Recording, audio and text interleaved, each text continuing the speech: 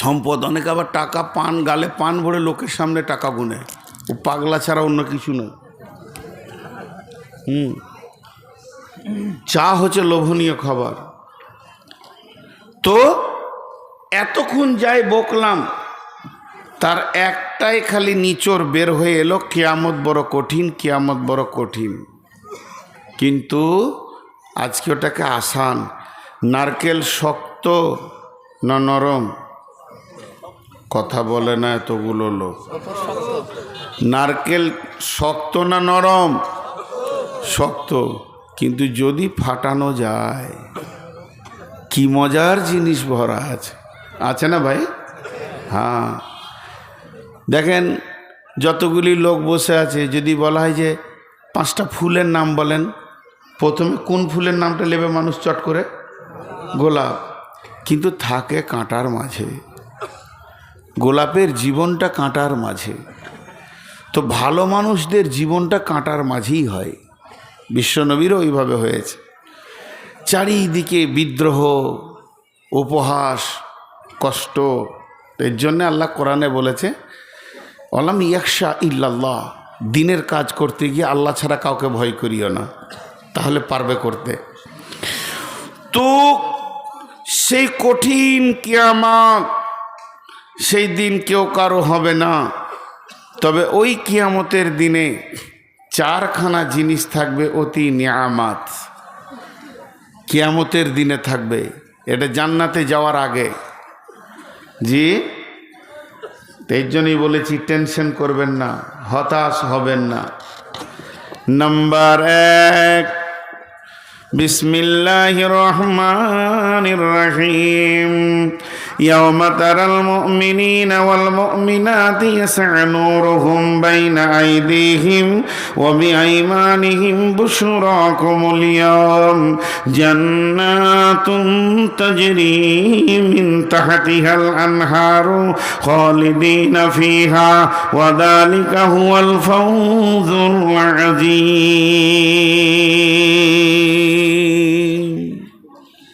খুব মনোযোগ। কিয়ামতের দিনে টেনশন ফ্রি করতে শুরু করলাম এবার। এতক্ষণ যা দেখালাম ঘেরে ঘুরে পালাতে পারবে না, কিন্তু টেনশন, তার ভিতরেও মজার জিনিস আল্লাহ ভরে রেখেছেন।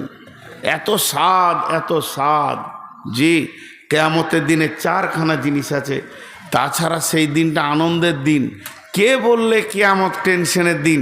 কিয়ামত টেনশনের দিন হচ্ছে কাফের, মুশরিক, মুনাফিক, বেঈমানের জন্যে। ইমানদারের জন্য কেন টেনশন হবে? জি, তার মধ্যে 1 নম্বর দিয়ে ধরেছি। প্রথম কিয়ামতের মাঠে প্রয়োজন কি? প্রথম প্রয়োজন কি? প্রথম প্রয়োজন কি? আমাদের একটা কথা আছে, কোনো জিনিসের দাম দর হয়ে গেলে অ্যাডভান্স করে, অগ্রিম। আল্লাহ কিন্তু অ্যাডভান্স। আল্লাহ কোনো সময় পেছনে নেই। প্রত্যেকটি কাজে দেখার উপকরণ, আমার মাথা থেকে পা পর্যন্ত, হাত, পা, চোখ, কান, নাক, দাঁত, জিভ, কলিজা, ফ্যাপসা যাই আছে, যে পার্টসটা দিয়ে দেখি সেটার নাম কি? সবাই কথা বলে না? চোখ। তা দেখবো কোথা দুনিয়াটাকে? তাহলে সূর্য না থাকলে দেখা যাবে? তাহলে আল্লাহ আগে চোখ দিয়েছে না আগে সূর্য দিয়েছে? বলেন। আগে চোখ হলো, আমরা আল্লাহকে দরখাস্ত দিলাম যে দেখতে পেয়েছি না, সূর্য দাও। জি না, রব্বুল আলামিন অ্যাডভান্স। উনি জানেন আমার গোলামেরা দেখবে, এর জন্য উনি আঁধার পৃথিবীতে ও আগতাশা লাইলাহা ও আখরাজা দুহাহা ওয়াল্লাইলি ইযা ইয়াগশা। আল্লাহ তাবারাক ওয়া তাআলা গোটা পৃথিবীটাকে কালো চাদর দিয়ে ঢেকে দিলেন, আঁধার। তার ভিতরে আলোকে টেনে বের করে আমাদের দেখার ব্যবস্থা করে দিলেন। তেমনি যখন কিয়ামত হবে, সূর্য ভেঙে যাবে, চন্দ্র ভেঙে যাবে, তারা থাকবে না, বিদ্যুৎ প্রকল্প থাকবে না, জেনারেটর থাকবে না, জোনাকি পোকা থাকবে না, দেশলাই থাকবে না, মোমবাতি থাকবে না।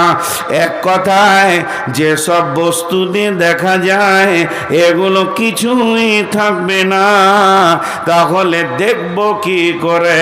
তো কিয়ামত যখন দ্বিতীয় সুর ফুঁকা হবে, 40 বছর মানুষ প্রথম সুর ফুঁকে দিলে মাটি চাপা পড়ে যাবে। পৃথিবীর বুকে গাছপালা, ঘর বাড়ি, নদী নালা, পশু পাখি, চন্দ্র সূর্য তারকা, ভৌমাগারকে আপনার বিজ্ঞানে আপনার সৌরজগৎ থেকে নিয়ে ভৌত জগৎ পর্যন্ত কোনো কিছু থাকবে না।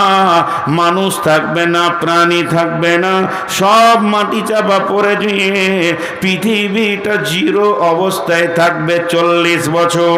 40 বছর পর সুম্মা নুফিখা ফীহি উখরা, দ্বিতীয় সুর যখন ফোঁকা হবে তখন মানুষ উঠবে এবং দেখবে কিয়ামুন ইয়ানজুরুন, তারা উঠে দাঁড়িয়ে দেখতে শুরু করবে। কি দেখবে? সেদিন প্রথম যেটা প্রয়োজন সেটা হলো আলো। ওরে আমার মা, ও আমার বেটি, সেই দিনে প্রথম প্রয়োজনটা হচ্ছে আলো। আল্লাহ তাবারাক ওয়া তাআলা আলো দেবেন কি করে? ওয়া আশরাকাতিল আরদু বিনূরি রাব্বিহা ওয়া উজিয়াল কিতাবু ওয়া জিআ বিন নাবিয়িন, সেদিন আল্লাহর নূরে আলোকিত হবে কিয়ামতের ময়দান। আর এটা সীমাবদ্ধ থাকবে একই জায়গাতে। যেমন জিনেরা একজনকে দেখা দেয় আর একজনকে দেয় না, একই জায়গায় দুই বন্ধু আছে, একজন দেখতে পেয়েছে একজন পেয়েছে না, ওই নোটটা একজন পাবে আর একজন পাবে না। যারা ইমানদার হবে তারা পাবে। আল্লাহ সূরা হাদীদে বলছেন, ইয়াউমা তারাল মুমিনিনা ওয়াল মুমিনাতি ইয়াসআ নূরুহুম বাইনা আইদিহিম ওয়া বিআইমানিহিম বুশরাকুমুল ইয়াম, সেদিন তাদের নুজুর মানে উজুর অংশগুলো নূরে ঝকমক করবে। তাদের সামনে দিক প্রজ্বলিত হবে, ডান দিক প্রজ্বলিত হবে। আর সে আলো দেখে তারা হাসরের ময়দানে থেকে জান্নাতের দিকে ফুলসেরাতে হাঁটতে শুরু করবে। অতএব কিয়ামতের মাঠে প্রথম আল্লাহর দেওয়া নিয়ামত যেটা, সেটা আল্লাহর নূরের তাজাল্লি। যে সিঁড়িটা যে কোম্পানি তৈরি করেছে, পাশে একটা যেন মেডিকেল রাখে, হসপিটাল, কোন দিন ঠ্যাং ভাঙবে এইরকম করেছে। আবার পাতি দিয়ে দিয়েছে, সারাক করে দিয়ে পাটা মট করে ভেঙে যাবে। জি ভাই, আপনাদের বিরক্ত লাগছে নাকি? টেনশন নাই কিয়ামতের মাঠে? বলেন ইনশাআল্লাহ। আল্লাহ আমাদেরকে পার করবেন ইনশাআল্লাহ। গুনাহ করলাম তো কি হলো, তারই তো বান্দা নাকি? শিরক খালি করিয়েন না।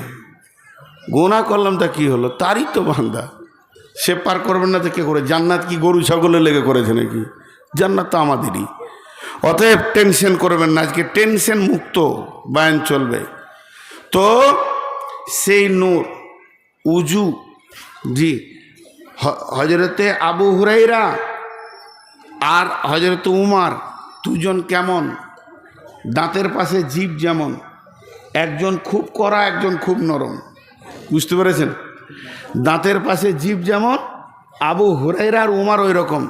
আবু হুরায়রা উজু করছে, এই পর্যন্ত কোরআনে আছে, ওয়াইদিয়াকুম ইলাল মারাফিক, মারাফিক এই পর্যন্ত, এই কোন এই পর্যন্ত ধো। আবু হুরায়রা এরকম টানছে, এইগুলোতে লাগাইছে। জি, কোনো কথা বলায় নাই। উমর এখানে ধরেছে, ওই কোরআন বেশি বুঝিস কিন্তু নরম, বলছে ছাড় ভাই, ছাড়, তুই উজু কতটা পানি টানছিস। ওই ঘাড় ধরেই নিয়ে যেছে রসুলের কাছে, হাত ধরে লয়। রসুল বলছে আরে ওর ঘাটটা ছাড়ো। বলছি দারুণ বেয়াদব, কোরআনের বাইরেও বেশি বুঝে নাকি? ইয়া রাসূলুল্লাহ উজু কতটা? ইয়া আইয়ুহাল্লাযীনা আমানু ইযা কুমতুম ইলাস সালাতি ফাগসিলু উজুহাকুম ওয়া আইদিয়াকুম ইলাল মারাফিক। আবু হুরায়রা কতটা তুমি ধুছিলে? উমর বলছে এই পর্যন্ত টানছি। ঘাটটা ছাড়, ঘাটটা ছাড়। ইন্নামাল আমালু বিন্নিয়াত। কোরআন কি বলেছে এই পর্যন্ত টানছে এখানে, তাহলে কোরআনের বাইরে চলে গেছে না। নবীজি বলেন, আবু হুরাইরা তুমি তোমার নিয়তটা বলো। আবু হুরাইরা নরম মানুষ, ধীরে ধীরে বলছেন, ইয়া রাসূলুল্লাহ, ইয়া হাবিবাল্লাহ, আল্লাহর কালাম পাকের ওপরে আমার 100-তে 100 বিশ্বাস আছে। উজুর জায়গায় পর্যন্ত আমার উজুর নিয়ত মারাফিক পর্যন্ত থাকে। তবে আপনি বলেছেন উজুর পানি যত দূর যাবে নূরে ঝকমক করবে, এর জন্য আমি পানিটা একটু বেশি করে লাগাইছি, যাতে করে কিয়ামতের মাঠে আমার এগুলো যেন ঝকমক করে। নবীজি বলেন, উমর রে, হলো ও তো উজুর নিয়তে বলছে না, বরং ওটা নূরে যেন ঝকমক করে। ও মুমিন মুসলমান, যারা সলাত আদায় করেছে 5 ওয়াক্ত, কোনো কারণে যদি সলাত মাফ হয়ে যেত, কাজের চাপ আছে, চাষের চাপ আছে, ব্যবসা বাণিজ্যের চাপ আছে, খরিদ্দারের চাপ আছে, এই কারণে যদি সলাত মাফ হয়ে যেত, বন্ধুরে, কারবালার ময়দানে ইমাম হোসেনের মাফ হয়ে যেত। কঠিন দিনেও ইমাম হোসেনের সলাতের মাপ ছিল না। অতএব যারা উজু করেছে, উজুর অংশগুলো নূরে ঝকমক করবে। এবার বেঈমানদের নেগেটিভটা শুনেলেন, ইয়াউমা ইয়াকুলুল মুনাফিকুনা ওয়াল মুনাফিকাতু লিল্লাযীনা আমানু জুরনা নাকতাবিস মিন নূরিক কিলা ইরজিউ ওয়ারাআকুম ফালতামিসু নূরা ফাজুরিবা বাইনাহুম বিসুরিল লাহু বাবুন বাতিনুহু ফীহি রাহমাতুন ওয়া জাহিরুহু মিন কিবালিহিল আযাব। সেই দিনে যারা বেঈমান হবে, ঈমান আনেনি, নামাজ পড়েনি, যারা আল্লাহকে মানেনি, রাসূলকে মানেনি, ওই মুনাফিকের দলেরা অন্ধকারে ঘুরঘুর করবে, তারা আলো পাবে না, টেনশন করবে পুলিশের হাতে কেমন করে পার হব। তখন তারা যারা নূর পেয়েছে তাদের কাছে গিয়ে বলবে, তোমাদের নূরে আমাদেরকে শামিল করে না।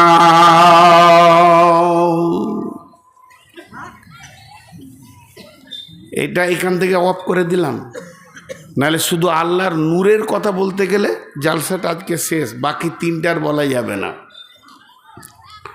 ছোট্ট করে খালি একটা কথা আপনাদেরকে বলবো, এখানে আমভাবে সকলের খাওয়ার ব্যবস্থা করা হয়েছে না, আলহামদুলিল্লাহ। কুপন নেই দাও, একটা উদাহরণ দিই, বেশিরভাগ মুর্শিদাবাদ মালদাতে আছে 50 টাকার টিকিট, 100 টাকার টিকিট, ওটা মাদ্রাসারই কাজে লাগাই ওরা, এবং শ্রোতারাও ওইটা আনন্দিত। খাবারটা যা দেয় 50 টাকার, কিন্তু 150 টাকার টিকিট, মানে এটা আনন্দিত যে টাকাটা মাদ্রাসাতেই ঢুকে যায়, বড় ধরনের একটা আসে। তো আপনি এখানে ঢুকছেন ওই গেটে, তখনই হেড বলেন আপনার হাতে টিকিট দিয়ে দিয়েছে, খাওয়ারের ঘোষণাটা বাকি আছে, এখন রাত 10টার পর হবে। টিকিটটা পেয়েছেন সন্ধ্যে 6টায়, আর খাওয়ারের ঘোষণা কখন হবে? রাত 10টায়। তার মানে ওকে বুঝিয়ে নিতে হবে যে আমার এক থালা আছি। যে টিকিট পেয়েছে সে কি বুঝিয়ে নিল যে আমার এক প্লেট আছি। এ কথাটা বুঝতে অসুবিধা হচ্ছে আপনাদের? ঘোষণা বাদ থাক।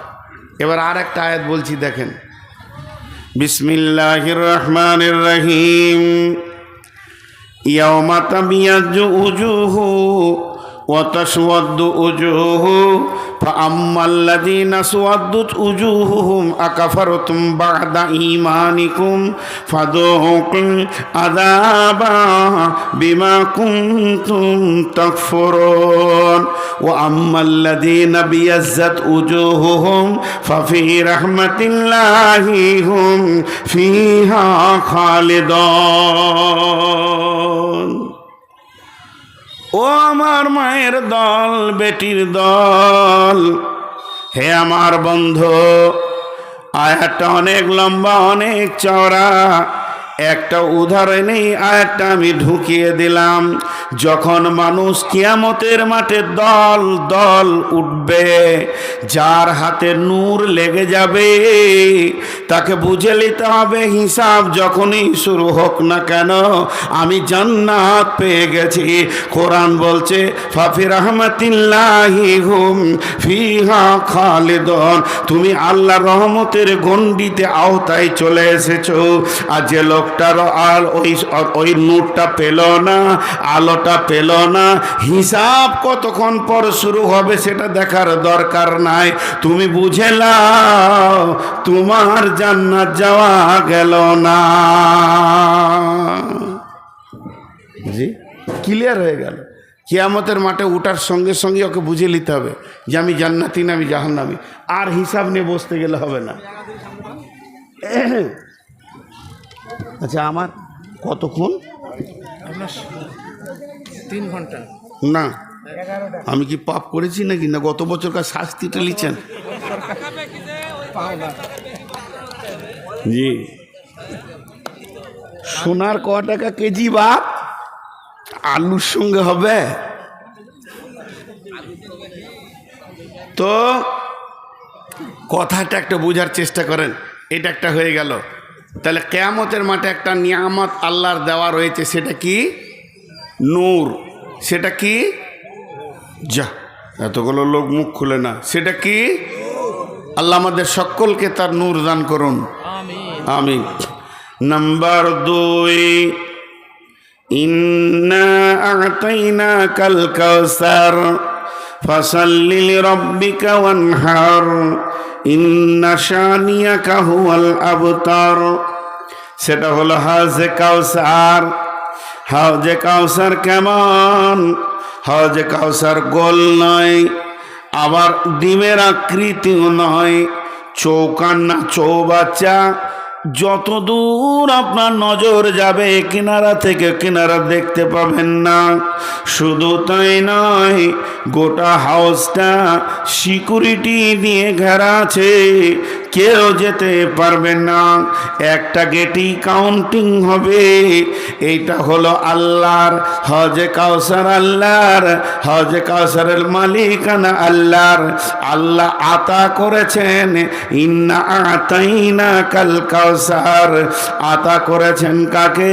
নবী মুহাম্মদ রাসূলুল্লাহ সাল্লাল্লাহু আলাইহি ওয়াসাল্লামকে। এটা হাদিয়া দিয়েছেন, তোহফা দিয়েছেন। সেই দিনে কাউন্টিং করবেন কে? খাবেন কে? পেয়ালা তুলে দেবেন কে? তিনি হলেন আখিরি পয়গম্বর। জোরে বলেন, নবী মুহাম্মদুর রাসূলুল্লাহ সাল্লাল্লাহু আলাইহি ওয়াসাল্লাম। এরপরে পানি পান করতে যাবে কি? তার উম্মতেরা যাবে। নূর মোহাম্মদ যাবে, আব্দুল্লাহ যাবে, আতাউল্লাহ যাবে, আব্দুল সত্তার, আব্দুল গাফফার, মিজানুর রহমান, সফিউর রহমান যাবে।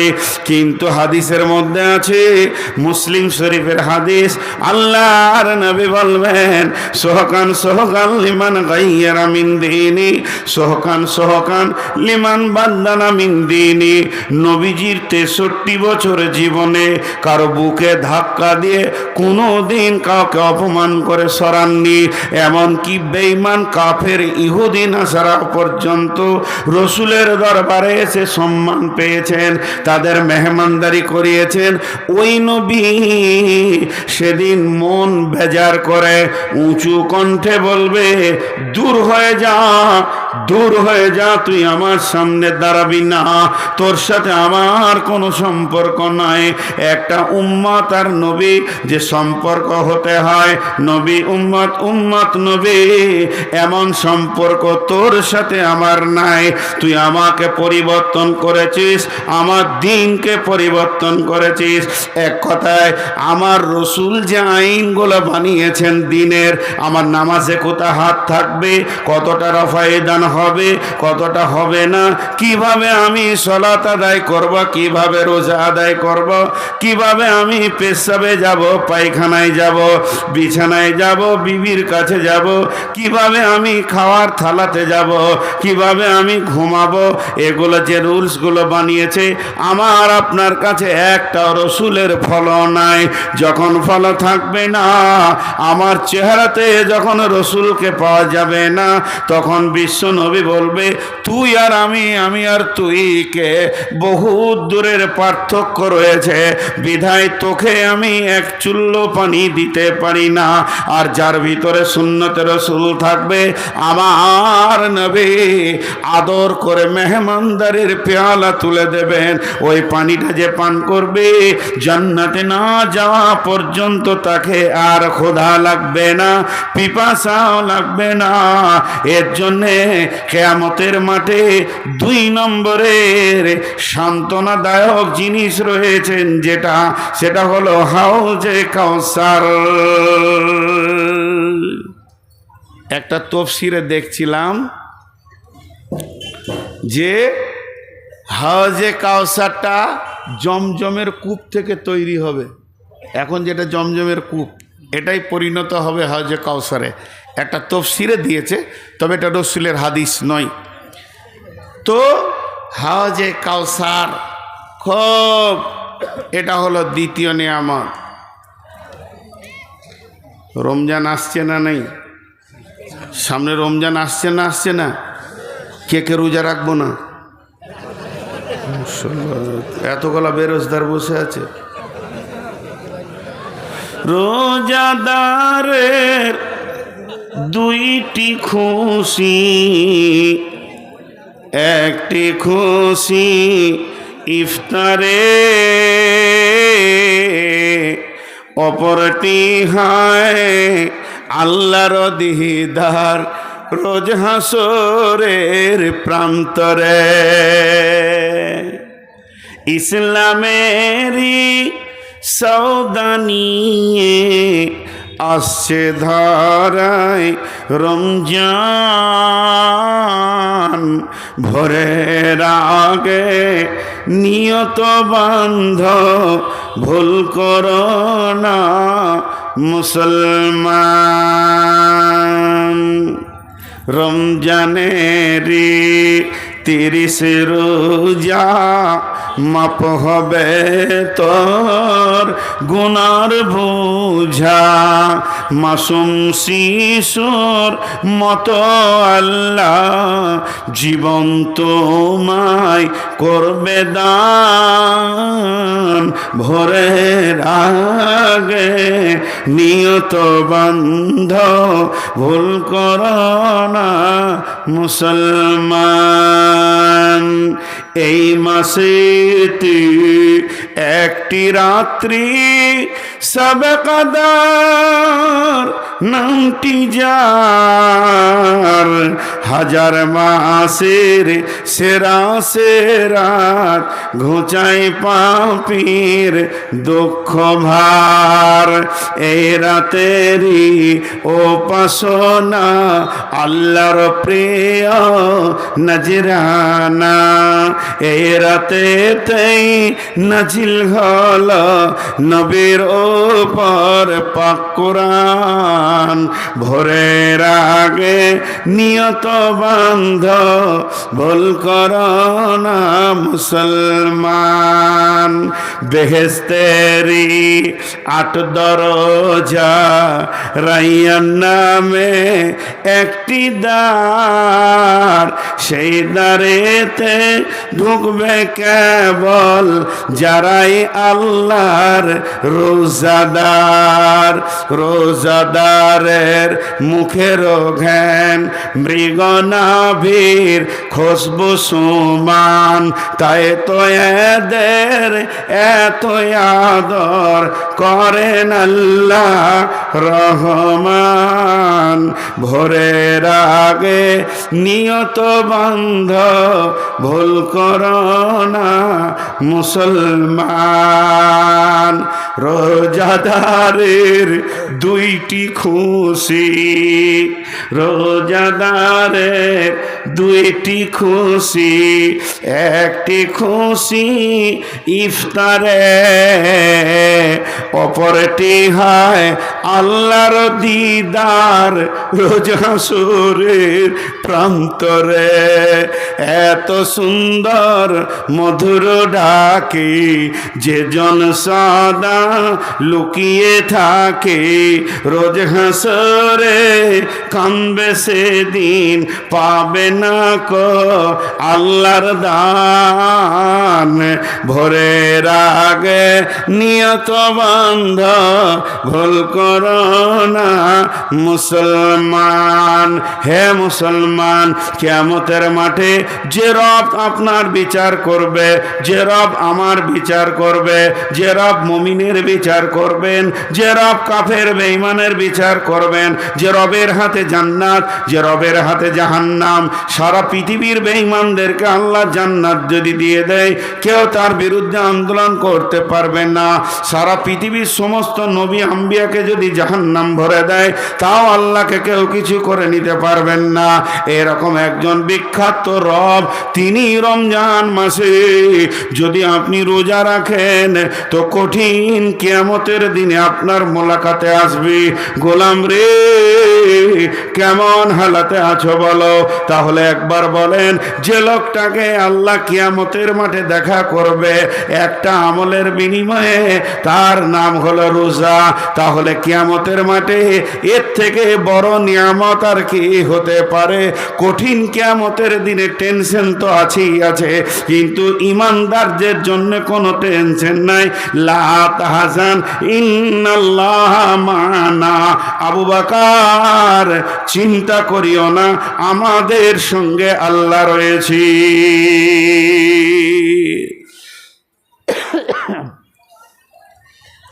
সময় কি শেষ হচ্ছিল নাকি? জি,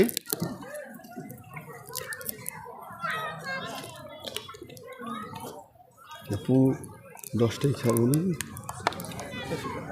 হ্যাঁ, না আমি বেশি চালালে ওইদিকে বক্তা যাবে তো, ওই গল্প তো শেষ করবেন। তো কিয়ামতের মাঠে সান্ত্বনাদায়ক জিনিস কয়টা পেলাম? কয়টা হলো? দেখা এতক্ষণ বলছে দুটো। কি শোনা শুনছে সব, বলছে দুটো। তিনটে হলো। এক নম্বর হলো আল্লাহর নূরের তাজাল্লি, 2 নম্বর হলো হাউজে কাউসারের পানি, আর 3 নম্বর আল্লাহর দিদার, আল্লাহর মুলাকাত। আল্লাহ আমাদেরকে তিনটে জিনিস দান করুন। আমিন। আমিন বলছে না গো, আমিন বলাটাও এত শক্ত। নদিয়ার লোক এত শক্ত তো লয়। ভোরবেলায় বলছে বাসি ভাত খায় নদিয়ার লোক। জি, খান না আপনারা? সুবহানাল্লাহ। হ্যাঁ, না ভোরবেলায় বাসি ভাত খায় আর খেজুর গুড়ে চিনি দেয় আর কালার দেয়। নদিয়ার লোক খুব ভালো। সুবহানাল্লাহ। আর রকে অ বলে। এটা একটা এলাকা আছে আপনাদের এইদিকে, ওই যে দেবগ্রাম ওইদিকে আত্রি বলবে আবার ওরা। রমজানকে বলবে ওমজান, এ নদিয়া। জি, তো যাই হোক, তিনটে হলো। 4 নম্বরটা, ওয়ান আবি হুরায়রা রাদিয়াল্লাহু তাআলা আনহু قال قال رسول الله صلى الله عليه وسلم سبعة يظلهم الله في ظله يوم لا ظل إلا ظله। আহা, এটা যে কত মহব্বতের জিনিস, একটু ধ্যান দিয়ে এটা শুনেন। বিশেষ করে এটাই তাফসীর করার জন্য বেশি করে উঠেছি। আল্লাহর নবী বলছেন, আবু হুরায়রা বর্ণনা করছেন, বিশ্বনবী বলছেন, এই এমন একটা দিন আসছে রে, যেদিন কোনো ছায়া থাকবে না, মাথার ওপরে সূর্য থাকবে তবে আলোকিত নই। আল্লাহ তার আলোকে টেনে নেবেন। আগুনকে তিনটে জিনিস দিয়ে বানানো হয়েছে, চাকে চারটা জিনিস দিয়ে বানানো হয়েছে।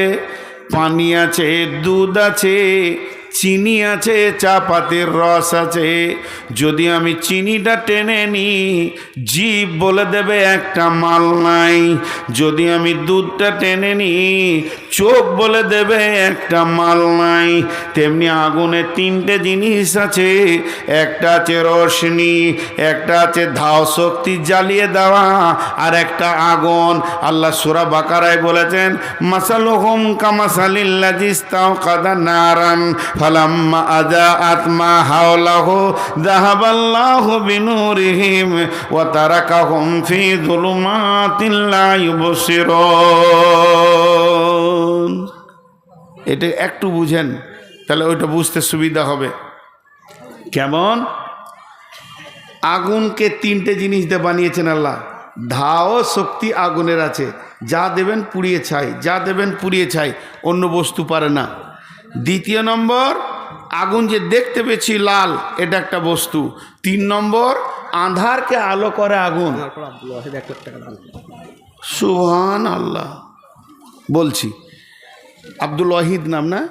আমি বিষয়টা একটু সেরে নিই তো। আর 3 নম্বর, পৃথিবী আঁধারকে আলো করে কে? আগুন। আগুন ছাড়া আঁধারকে আলো করতে কেউ পারে না। আমার দিকে আপনারা একটু মুখে সাউন্ড দেন। তাহলে আঁধারকে আলো করে কে? আগুন। জ্বালিয়ে পুড়িয়ে শেষ করে কে? আগুন। আর আগুন দেখা যায় তো একটাকে যদি টেনে নেওয়া হয়, বাকি দুটো কেমন হবে? কেমন হবে?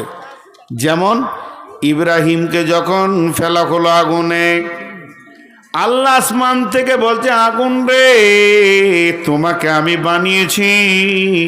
ইয়া নারুকুনি, হে আমার আগুন, বারদাও ওয়া সালামান আলা ইব্রাহিম। এখানে আলা শব্দ ব্যবহার করেছেন আল্লাহ, তার মানে শুধু একজনকে মেনশন করে দিল, আমার ইব্রাহিমের জন্যে তুমি আপনার শান্তি হয়ে যাও, না গরম না ঠান্ডা হয়ে যাও। সমস্ত লোক পুড়ে আছে, কিন্তু ইব্রাহিম পুড়ছে না। জ্বালানি শক্তিটা আল্লাহ কেড়ে নিয়েছিল। এর জন্য আমার আল্লাহ বলছেন, এখানে জ্বালানি শক্তি কাল্লাম। আর কাফেররা কি করেছিল? আগুন জ্বালিয়েছিল রাস্তা দেখার জন্যে। এখানে ভাই আমাকে টর্চ দিচ্ছে, আমি টর্চটা নিব না, ছুঁড়ে ফেলে দিলাম। এনাকে আমি দেখতে পারি না, হিংসা করি, টর্চটাকে ছুঁড়ে ফেলে দিলাম। এবার আমি আমার বন্ধুদেরকে বলছি, চল, ওর কিছুই লিব না, আমি একটা টায়ারে আগুন ধরাবো, আর এই মাঠটা পার হয়ে যাব ওই আগুনে। আল্লাহ বলছে ধরা। তখন আমি যে আগুনটা ধরিয়ে দিলাম, ওই জিস্তাসকাদা নারান ফালাম্মা জাত মা হাওলাহু, আমরা সকলে সে আগুনের পাশে এসে দাঁড়ালাম যে রাস্তা দেখতে পাবো। আল্লাহ বললেন, আগুন রে, তুই কি ওদের গোলাম না আমার গোলাম? আগুন বলছে, আল্লাহ আমি তোমার গোলাম। আল্লাহ তখন বলছে, আজকের জন্য আঁধারকে যে আলো করিস, ওই ক্ষমতাটা আমি কেড়ে নিলাম। আল্লাহ ক্ষমতাটা কেড়ে নিল। আগুন জ্বলছে, দাও দাও করে টায়ার পুড়ছে, হাত দিলে লাফিয়ে উঠছে, রে বাবারে আগুন তো বটে, কিন্তু আঁধার আর আলো হচ্ছে না, যেহেতু আল্লাহ ওই ক্ষমতাটা কেড়ে নিয়েছেন। অতএব সে আঁধারের ভিতরে ঘুর ঘুর ঘুর ঘুর করতে লাগলো। তো আল্লাহ তাবারাক ওয়া তাআলা বলছেন, সাবআতুন ইদিল্লাহুমুল্লাহু ফি দিল্লিহি ইয়াউমুল লা দিল্লা ইল্লা দিল্লাহু। হযরতে আবু হুরায়রা বর্ণনা করছেন যে আল্লাহর নবী বলছেন, কঠিন কিয়ামতের দিনে কোনো ছায়া থাকবে না। সেখানে যে মানুষ একটু দাঁড়াবে, আশ্বস্তের শ্বাস ফেলবে, ও আমার মা, ওরে আমার বোন, কোনো ছায়া থাকবে না।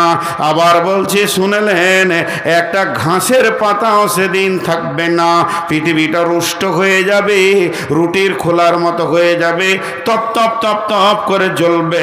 ওপর দিক থেকেও সূর্য আলো দিবে, কিন্তু তার আলো থাকবে না, তাপটা থাকবে। মানুষ ঘামে ডুববে, পেরেশান হবে, নাফসি নাফসি করবে। ওই অবস্থায় আমার আল্লাহ একটা ছায়া আনবেন, আল্লাহ বানাবেন, ছায়া আনবেন। এটাকে লোক আরশের ছায়া বলে এসেছে, কিন্তু হাদিসের পাতাতে আরশের ছায়া বলে কিছুই নাই। এটাকে রহমতের ছায়া বলা যাবে, বলছে না তাও বলা যাবে না, এটা শুধু আল্লাহর ছায়া। আল্লাহর ছায়া বলতে আল্লাহর শরীরের ছায়া, এটা আবার ভাবিয়েন না, আল্লাহর দেওয়া ছায়া।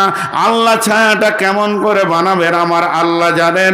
এর জন্য কেউ কেউ বলছে রহমতের ছায়া বলা যাবে, কারণ আল্লাহ রহম না করলে তো ওখানে ঢুকতে দেবেন না। তাহলে ওই ছায়াতে কে থাকবে? ও মা আমার, বোন আমার, বেটি আমার, এই ছায়াটা গরু ছাগলের জন্য নয়, এটা মানুষের জন্য বানানো হবে। অতএব আমারে খালারে বেটিরে, আপনি আমি আমরা সকলে সেই ছায়াতে থাকব। তবে ওই ছায়াতে বিশেষ কোটা আছে, যদি সেই কোটার মধ্যে আপনি না পড়েন তাহলে সিট পাবেন না। ট্রেনে উঠলেই যে সিটে শুতে পাবেন তা নয়, আপনাকে টিকিট কেটে রিজার্ভেশন লাগাতে হবে। যেমন রিজার্ভেশন লাগাবেন ওই রকম ছায়াতে জায়গা পাবি। কি নাম বললেন? আব্দুল ওয়াহিদ। কত? থানার পাড়া।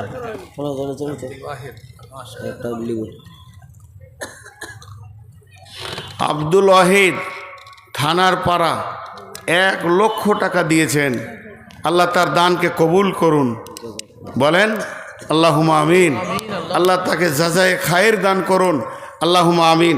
এবং সেই মোতাবেক তার ব্যবসা বাণিজ্যে আল্লাহ লাভ দান করেন।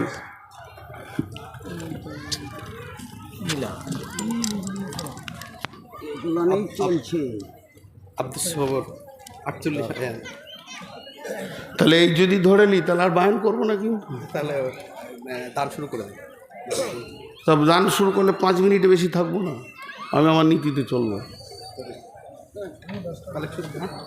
ঠিক কালেকশন করে দেবো, আপনারা চুপ করে বসে থাকেন, ঠিক আপনাদের কালেকশন দায়িত্ব না, আমরা বেশ বুঝতে পারছি। আমি যদি কালেকশনই শুরু করি তো পরবর্তী দিনে জালসাতে আমার নাম হবে কালেকশনের বক্তা।